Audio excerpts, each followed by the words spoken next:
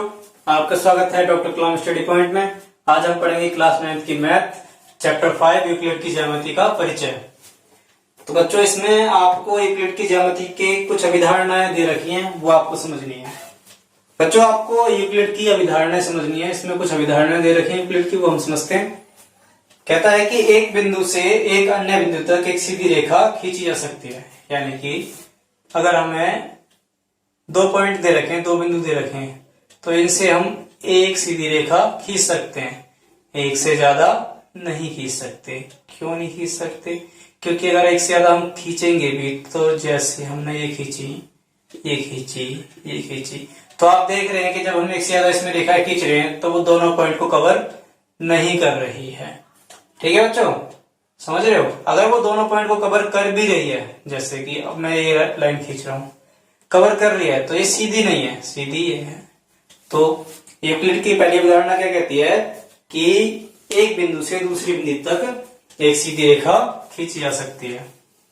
इसकी सेकंड अवधारणा कहती है एक शांत रेखा को अनिश्चित रूप से बढ़ाया सकता है। यानी कोई भी रेखा है शांत है, तो उसको आगे तक बढ़ाया जा सकता है।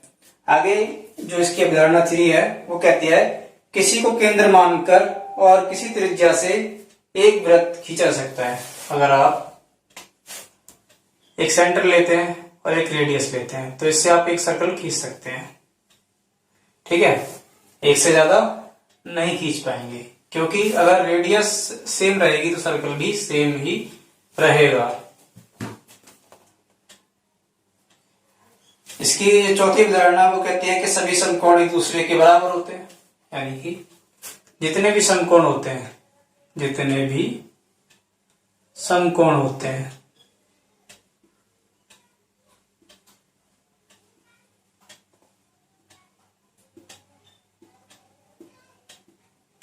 अब साइज में आप कैसे ही बना लीजिए, जितने भी समकोण होंगे सारे के सारे बराबर होंगे, क्योंकि सब 90 डिग्री के ही होंगे। ठीक है बच्चों, तो ये अवधारणा को समझ में आ गई। ये कहता है कि अगर दो रेखाएं हैं, ठीक है, और तीसरी रेखा उनको काटती है, तो जिस तरफ ये रेखा काट रही है उसके अंतःकोण जो बन रहे हैं, वो अंतःकोण अगर समकोण से कम है, यानी कि 90 डिग्री से कम है, तो फिर क्या होगा कि ये आगे जाके मिल जाएंगे और इनका सम ये आगे जाके ऐसे मिल जाएंगी। अगर इनका जो सम है, जो ये सम है, वो 90 डिग्री के सम से कम है, यानी दोनों एंगल, ये ए मान लो, ये बी मान लो, इनका जो सम होगा ए प्लस बी का, वो दो समकोणों से कम होगा, दो समकोणों से कम होगा, तो वो एक दूसरे को मिला देंगे या एक दूसरे से मिल जाएंगी। अब पता कैसे चलेगा कि ये समकोण से कम है? तो इसके लिए आप एक चीज याद रखिए, जब ये लाइन जा रही है, ये लाइन काट रही है इसको, तो हमें पता है कि अगर वो स्ट्रेट लाइन हो, सीधी लाइन हो, तो समकोण बनाती है। यानी यहां से अगर वो स्ट्रेट लाइन होगी तो समकोण बनाएगी। ठीक है, यहां से भी निकालते हैं इस तरह से। तो आप देखेंगे कि 90 से इधर रोटेट कर लिया है, यानी कि 90 से कम है। ये भी 90 से इधर रोटेट कर लिया है, 90 से कम है। अगर 90 से बाहर जा रही होती तो 90 से ज्यादा होती। तो ये दोनों ही ए और ये बी 90 डिग्री से कम है, तो इनका जो सम होगा वो दो समकोणों से भी कम होगा और वो आगे जाके मिलेगी, और ये आगे जाके नहीं मिलेगी। इसकी एक थ्योरम है बच्चों 5.1, जिसमें कहा गया है कि दो भिन्न रेखाओं में एक से अधिक बिंदु घनिष्ठ नहीं हो सकते। तो भिन्न रेखाओं में जो कहता है कि अगर यहाँ पे दो लाइन है, अलग अलग है, चाहे वो लाइन ऐसे हो, चाहे वो लाइन ऐसे हो, यानी एक दूसरे को इंटरसेक्ट कर रही हो या फिर इंटरसेक्ट ना कर रही हो, तो ये कह रहा है कि अगर दो लाइनें अलग अलग हैं तो उनमें एक से अधिक बिंदु घनिष्ठ नहीं हो सकता, यानी एक से ज्यादा नहीं हो सकता। तो जो मैक्सिमम पॉसिबिलिटी होगी पॉइंट की, वो एक ही होगी जिस पे वो टच कर सकते हैं। जैसे कि यहाँ पे कर रहे हैं। इसके अलावा ये कहीं और टच नहीं करेगा। जैसे लाइन हमने ये खींच दी, ठीक है, ये खींच दी, तो जब ये इंटरसेक्ट करेगा तो एक ही पे करेगा, ठीक है। दो अलग अलग लाइनें हुई तो दोनों एक ही पॉइंट पे इंटरसेक्ट करेंगी या तो फिर नहीं करेंगी। तो मैक्सिमम वन ही इसका जो इंटरसेक्टिंग पॉइंट होगा वो एक ही होगा। एक्सरसाइज 5.1 में एक सवाल दे रखा है बच्चों, जिसमें कहता है कि दो बिंदु ए और बी के बीच में एक बिंदु सी इस प्रकार है कि जो AC है वो BC के बराबर है। जो AC है वो BC के बराबर है। हमसे कह रहा है कि सिद्ध कीजिए, टू प्रूव, कि AC जो होगा वो हाफ होगा AB का। तो बच्चों वैसे तो हम जानते ही हैं कि AC AB का हाफ होगा।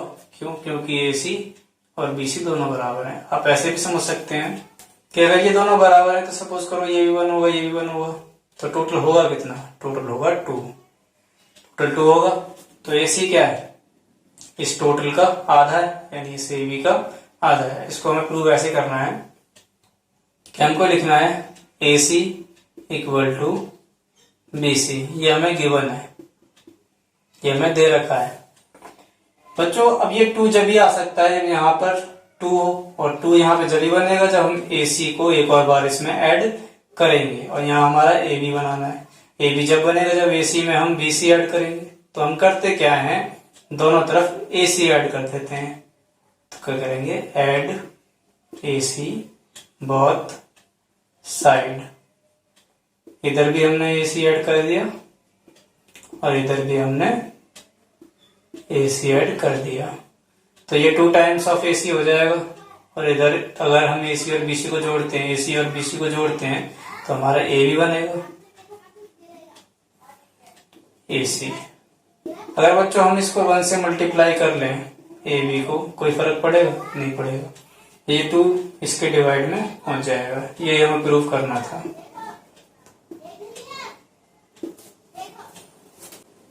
इसी तरह इसमें एक क्वेश्चन और है जिसमें एक लाइन दे रखी है A, B, C और D। और इसमें ये कहा गया है हमसे कि AC बराबर है BD के। ये गिवन है कि AC बराबर है BD के, यानी ये वाला पार्ट बराबर है इस वाले पार्ट के। और कह रहा है कि सिद्ध कीजिए, टू प्रूव, AB बराबर है CD के। तो बच्चों आप इधर देखें, अगर हमें AC और BD बराबर दे रखे हैं और दोनों तरफ AB और CD प्रूव करना है तो AC में से हमें क्या हटाना पड़ेगा कि हमारा AB आए? BC। अगर हम AC में से BC को हटाएंगे तो हमारा बचेगा क्या? AB बचेगा। और अगर हम इस सेम BC को इस BD में से भी हटा दें तो क्या बचेगा? CD। यानी ये जो है दोनों में कॉमन है। तो हमें क्या करना पड़ेगा? दोनों तरफ से इसको हटाना पड़ेगा। तो जो हमें दे रखा है वो हम लिख लेते हैं। सॉल्यूशन में लिखते हैं AC इक्वल टू BD, ये हमें गिवन है। Subtract BC from both side. दोनों साइड से हम इसको घटा देते हैं, AC माइनस BC और BD माइनस BC। अगर AC में से BC को हटा दिया तो बचेगा AB, और अगर BD में से BC को हटा देंगे तो बचेगा CD। ये हमको प्रूव करना है। को बस आपको इसमें समझना क्या है, जो कि यूक्लिड की कुछ अभिधारणाएं दे रखी हैं, कुछ थ्योरम्स दे रखी हैं, वो आपको समझनी है। वो आपको क्या बताना चाहता है इसके अंदर, वो आपको समझना है। तो बच्चों इस चैप्टर में अब ऐसा कुछ खास नहीं है, इसके अंदर अभिधारणा है वो आपको याद करनी है। और अगर आपको ये वीडियो पसंद आया हो तो प्लीज इसको लाइक और सब्सक्राइब करें और शेयर करना ना भूलें। Thank you.